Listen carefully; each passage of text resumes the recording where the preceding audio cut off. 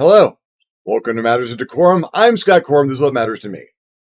A friend and patron brought a question to my attention over the past week, and I thought I would put some time and attention into it because it's a good one. This friend and patron, Jim, thank you, Jim, for the suggestion, was running a game and threw out a fairly classic scenario. The party is brought in by a wealthy landowner who mentions that he would like to acquire as much of the local arable land as he possibly can. He's got some plans for developing it, and the locals are not happy. They're not really wealthy or don't have much money. They're getting by, but they're in opposition to him buying up or acquiring all of the local arable land, and perhaps they might see his actions as exploitive, and they're not being reasonable about it anymore. Could the party please go and make sure that the locals are not going to be a problem? Tell you how to do your job. Just go and make sure that they're not an issue as I acquire the land. Now, taking a step outside and looking at this from the outside, as I am, I recognize the scenario. It's not a bad one, and it's a classic. You'll recognize it from a lot of westerns. Westerns and Glenn A. Larson shows in the 80s. A lot of Knight Rider A-Team, Battlestar 1980, Galactica 19. I'm sorry, that didn't exist. Where, okay, there's this guy who is trying to get muscle to go take people's land away from them and either drive them someplace else or force them to work on what is now his land for maybe subsistence, if not a little bit less. I recognize that. My friend recognized that when he put the scenario together. Yeah, that seems fairly obvious. One of his players didn't see it that way. One of his players took the landowner at face value and started to move forward with yeah, we can take care of that. With those people that deny you the stuff that you have every right to take, yeah, we'll take care of them. You just do what you got to do, sir. Now, in my friend's case, in Jim's game, he was able to pull some extra theatrics to give the villain a maniacal laugh and a twirl of the mustache to that's the bad guy, and we need to go not do that. Check. And his player got on board, and they had I assume, the game went on as planned, more or less. But then there's a what if. What if the party as a whole had just run with the let's go help the landowner against the peasants thing?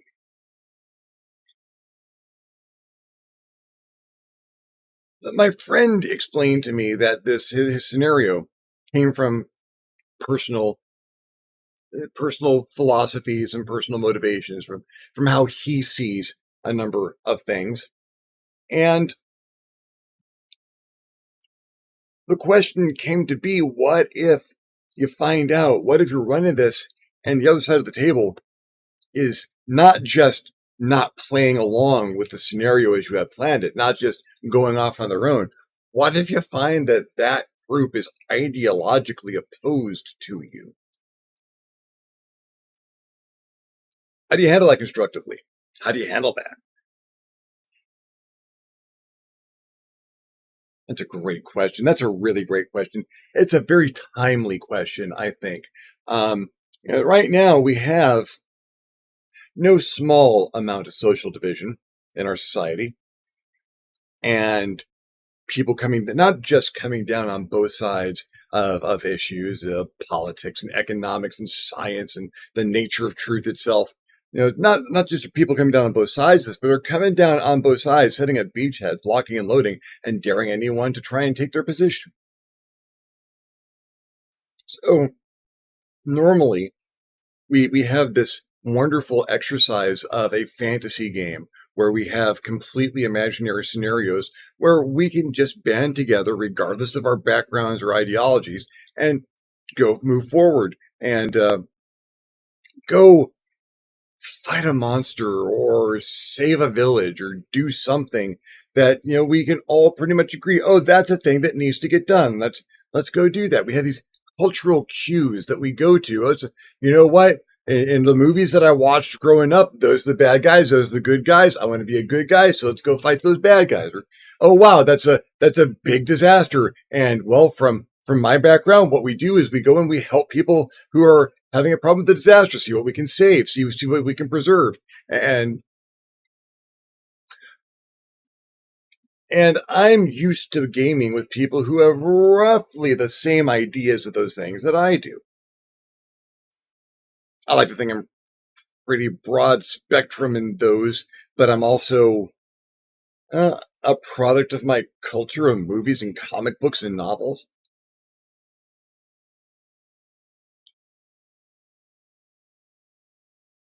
But there's no guarantee that everyone agrees with everything that I believe as far as those ideologies are concerned. There's not, there are always going to be a few differences here and there, which is great because then you get to have discussions about them. If it ever comes up, as long as you're hammering down in this fantasy world and getting stuff taken care of, yay. But what happens when there's a solid ideology break? It's like, well, you can see things from that landlord's point of view. I have the money. I should be able to get the land. I can hire people to go out and get the land for me. I can hire people to go out and make sure that the locals are not going to be an issue. And if I have that power, don't I have a responsibility to use that? Don't no my feelings, my family, my heritage, my descendants deserve me having putting in the time and effort to make this happen for them. It's not entirely without merit. That person never is. Do they need that much money? Well, why does that matter? But they can have it. Why shouldn't they? Are they going to do good things with that money? That's not your concern. It's their money. Why are you asking? That I even had these questions come up automatically puts me on the far side of one of these sides in the debate. What if your table wants to do things the way you think they absolutely should not be done?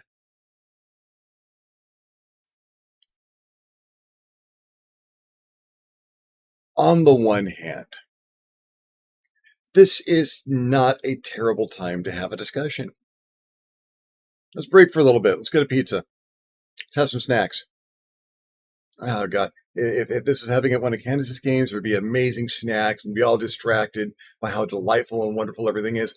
I've been stuck in this apartment for a while now, and I'm starting to miss gaming with folks, and I'm really missing Candace's hospitality and brie with jam and s'mores pies and walking down for sushi.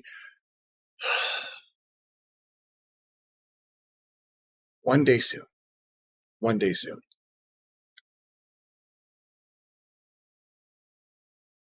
You take a break and maybe have a chat about it. And mentioned it's not how you pictured things going or not what you thought was going to happen. You forget about dropping spoilers for your game. You've got a scenario that you want to run. It's not going in that direction. Maybe you want to try and nudge it back in that direction outside the game.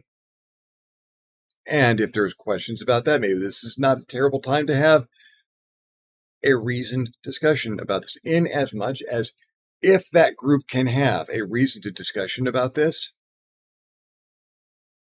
Well, I was kind of thinking it'd be like one of those little westerns where, the ranchers trying to take over everyone and being bad to people, and someone's got to go stop them. So the white hats show up and do something about it. That's not a terrible place to have that discussion. If you can't have that discussion peacefully, if that is not a discussion, if people at the group cannot be rational about that, and that used to be an outlier possibility. That used to be people aren't going to be rational about their discussions about their political views. Oh, yeah, maybe not. Maybe not these days. Maybe this isn't the game that's going to happen. Maybe you need to retool. Maybe something else is going to occur.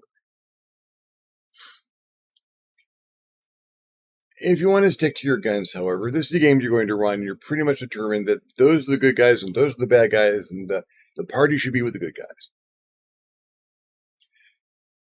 Thank heavens this is Dungeons and Dragons, or fantasy role-playing in general, and the landowner can always just turn out to be a devil. He's an infernal. Yeah, some paladin's divine sense could pick it up, or an insight roll, or an investigation roll can find some symbols or something. He's either a diabolist, or he's an infernal, or he's allied with what the game defines as evil, because D&D has pretty good guidelines on what is good and evil. It's a devil. It's working for hell. He's trying to hurt people. He's got this ritual that involves killing peasants. Maybe you don't want to do this. And if they still want to do it, you let them know that's not the game you want to run, and maybe you just drop it. Like maybe someone else should run for a little while. I'm not feeling it at the moment. Sorry, let's pack it up for the night and see if someone else wants to run. Or come at it from a different direction and run a different scenario. And it's going to suck because you're going to feel like you're abandoning your guns. Like, oh, I had an idea here, and it's based on a very personal philosophy, and it's not going to fly because that philosophy is being challenged, and you might feel like you've got to follow that challenge up, and you do you at this point in time. You have to prioritize them, and it sucks, and it's a terrible thing to have to deal with, but here you are. Do you want to keep the group? In which case, you've got to make some sacrifices about expressing your personal views. Is that the best way to do it? I don't know. I'm not you. That's a decision that you can only make for yourself. Is the group relatively new? Is it just trying to get together? Is it an experimental group? Are we trying to find out if this group works or not? The answer is not, and maybe you go find another group. Do you think you've got a chance to have a reasoned discussion with anyone here? Maybe have the reasoned discussion. Maybe try to have the reasoned discussion and see how it goes. Maybe just throw out a couple of test questions. What do you think about this? Why would you go with what the landlord wants? Why do you not care that the landlord's a devil? Is your characters got good in their alignment, and those people out there need help. So why is having an out of game, more academic discussion about the matters involved, even if it doesn't salvage the game, and there's zero guarantees it's going to do that, it might give you some insight, either how you want to move ahead or how you want to deal with these individuals moving ahead, or whether you want to deal with these individuals moving ahead. There is a certain safety in being able to walk away from these situations. And it's your social group and it's people that you might rely on for human interaction. I certainly have that situation with a few people that I know right now. I've mentioned I've been in this apartment a long time,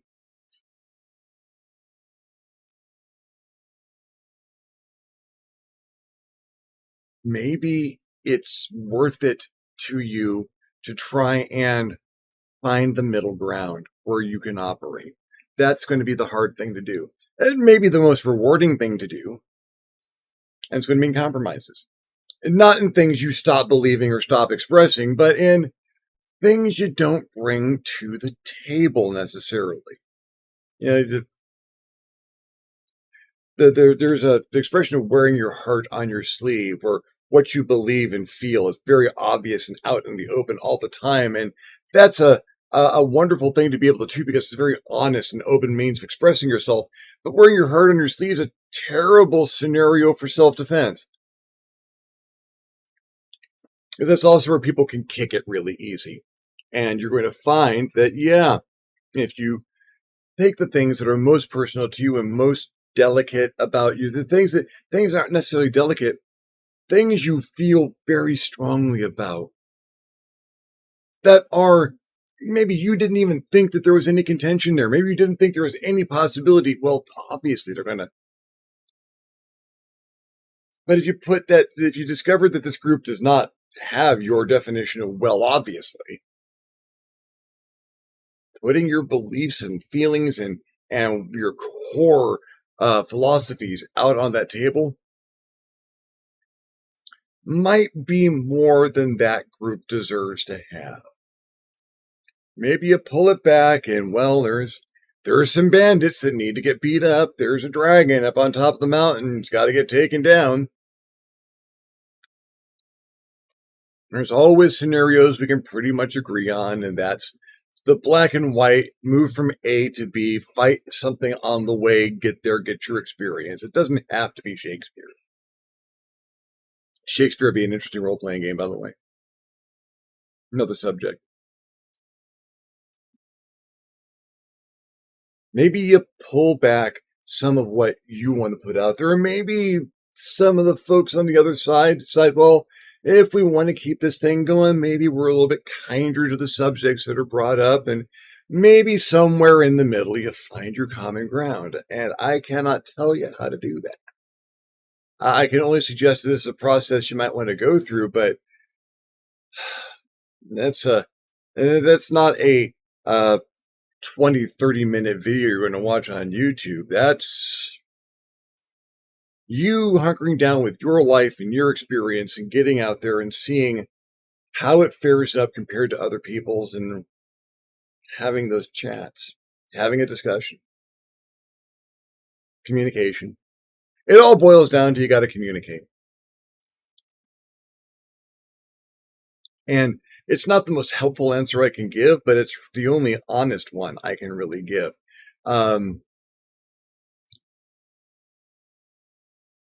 We're all different. Every person out there has a slightly different set of beliefs. You might be able to find people who align more closely with yours or who are directly opposed to yours, but even the people that are very close to yours, there's one or two things you're going to differ on. Vive la différence. We grow from exposure to different points of view, from different belief systems, from chatting them out and trying to get an understanding, not changing our own necessarily, but maybe adapting it a little bit, maybe seeing what else fits or what doesn't fit. And you don't really have a grip on what you've got until it's been challenged a bit. Nothing wrong with that.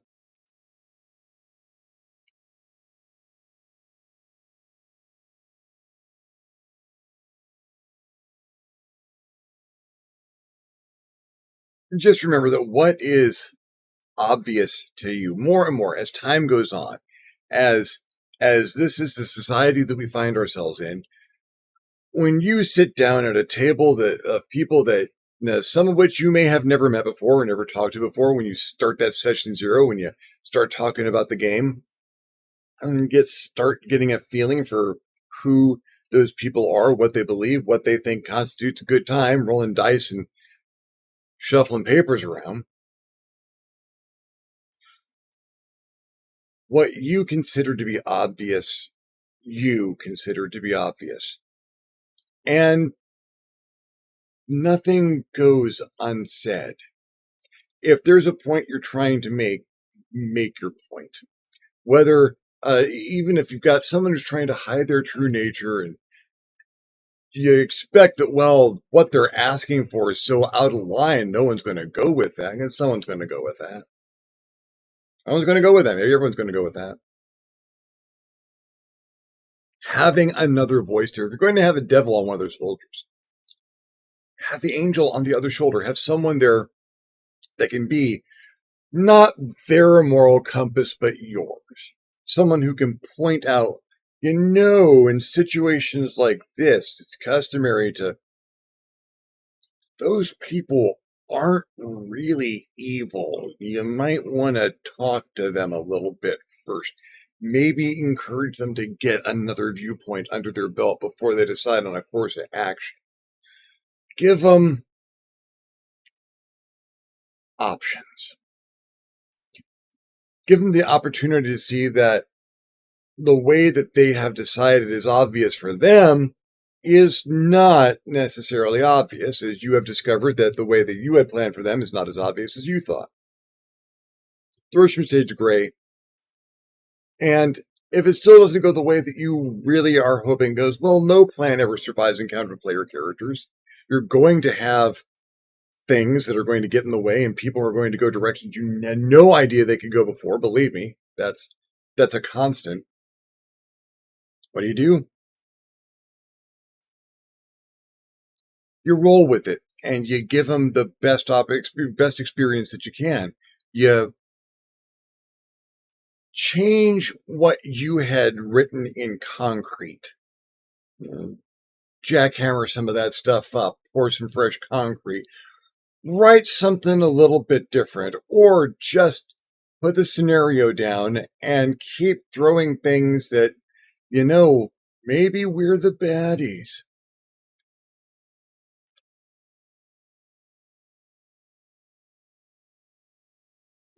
How much experience are we getting for beating up these helpless peasants?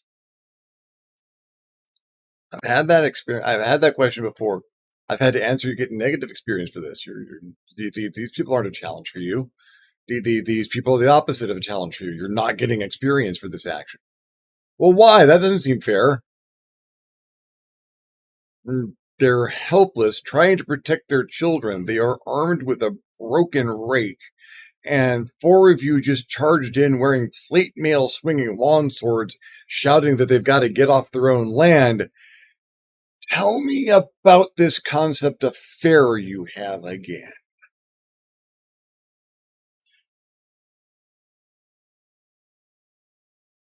It's not an easy question. It's not a comfortable question to answer because it means addressing the fact that there are people. You may well be at a table with people who are ideologically different from you, and now is when you find out. This is when you discover. You haven't had that many deep discussions. It's talked about sports or something you watched on TV, the weather. You've had conversations about this stuff, the latest computer game, but not into the ideological stuff. You might have had a hint here or there, but you run the D&D game and make it obvious. And then there's that discomfort that I'm engaging in a group social activity with people who have a vastly different idea of what fairness and justice is than I do, and oh my God, I don't feel like I belong here. Maybe it's not that bad. Maybe it's some shade of that bad. It's on the spectrum of bad for that. That feeling can happen. It has. It will. And what do? I don't know. What do you do? It is my privilege as a dungeon master to get to ask that question all the time. What do you do? And I can give you options. I can give you what information I've got about that situation or how I would handle it. But ultimately, this is a you thing, not a me thing. Now, how are you going to handle that? Are you going to take the opportunity to put your philosophy out there? Are you going to pull your philosophy back a little bit and see if you can't just simplify it down to a straight game where everyone can pretty much agree on the fairly clear objectives? So you're going to put in some guideposts, some markers, and some nudges and pushes here and there to at least get the party to do what you'll want to story-wise, whether they have an ideological difference. You're going to make the bad guy Asmodeus. That'd be an awesome game, but there are different levels of how you can handle this. And depending on the group, depending on the situation, is this is this happening in your home or someone else's home or at the friendly local gaming store? Is this a 2-hour convention game? There's a lot of variables here. And you have to decide where you are going to stand on this. I personally tend to move for the smoothest possible social experience because I hate conflict. I really hate conflict. For someone who runs as many fight scenes as I do, I don't like conflict in the group. I don't like competitive activities for that reason. It's why my career is a cooperative activity. And I'm going to augur towards cooperation. I'm going to augur towards that. Let's all just get along and get through this scenario. And if we can do that, that's awesome. If we can't, I might try to get it in that direction, but failing that, I'm going to have a problem. And short of being in that circumstance or having an exact example, I couldn't tell you how I'm going to deal with it. Gracefully, I hope.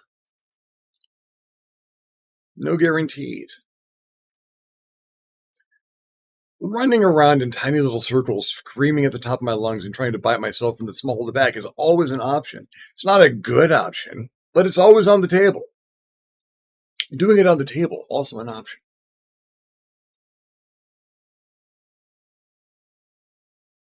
Thank you for following me along on this particular rant and ramble. It's not just philosophy. This is social science stuff and dealing with stuff that's relevant and current and might be a little controversial here and there. So it's outside of my comfort zone a little bit, which is not a bad thing. I need to get outside my comfort zone. It's bad. I need to get outside of this apartment. If you enjoyed the video, give me a thumbs up. If you did enjoy the video, give me a thumbs down. Feedback is feedback. I'd like to hear your experiences. Have you had ideological differences at your table between at your table? Has it caused issues with the game? Has it derailed the game or sent it in a new direction? How did you handle it? I'd really like to know. Other things you'd like to hear me talk about, questions you'd like to hear me answer, please leave me a comment below. I will love getting your comment, and you'll love leaving me one. If you haven't subscribed to my channel yet, why not? My channel is awesome. Go ahead and hit the subscribe button. If you do, you might also want to hit the notification bell so you're alerted when my videos become available. If you would like to contribute to the channel in a more substantial manner, I invite you to hit me up my Patreon page, www.patreon.com/ScottCorum, and consider donating. Absolutely anything helps and allows me to make better videos more often. In the meantime, thank you very much for watching. I'm Scott Corum. This is what has mattered to me. I'll see you next time on the next Matters of DeCorum.